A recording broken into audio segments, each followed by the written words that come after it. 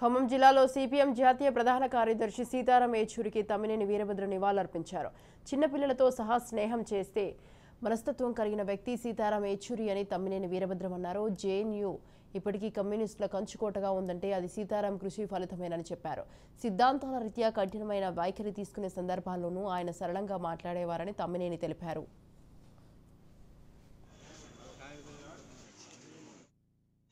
మొత్తం కమ్యూనిస్ట్ ఉద్యమానికి సిపిఎం పార్టీకి మాత్రమే కాదు, ఈ దేశంలో ఉన్న బడుగు బలహీన వర్గాలు, కార్మిక కర్షకులు, యువకులు, విద్యార్థులు, మహిళలు ఈ ఉద్యమాలకు ఎంతో తీవ్ర నష్టంగా మేము భావిస్తున్నాం.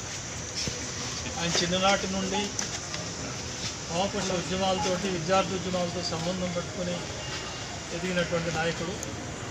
కుటుంబ నేపథ్యం కేంద్ర రాష్ట్ర ప్రభుత్వాల్లో ఉన్నత స్థాయిలో ఉద్యోగాలు చేసి కులీన సంపన్న కుటుంబంలో పుట్టినప్పటికీ ఆ కుటుంబాలకు, వారి బంధువులకు కమ్యూనిస్ట్ రాజకీయాలతో ఆనాడు పరిచయం లేకపోయినప్పటికీ తన చదువు క్రమంలో వామపక్ష భావాల వైపు ఆకర్షించబడి ఆ తర్వాత కమ్యూనిస్టు యోధుడుగా పార్టీ అఖిల భారత కార్యదర్శిగా ఎదిగినటువంటి ఆయన ప్రసంగాల నుంచి ఎన్నో విషయాలు గ్రహించేవారు.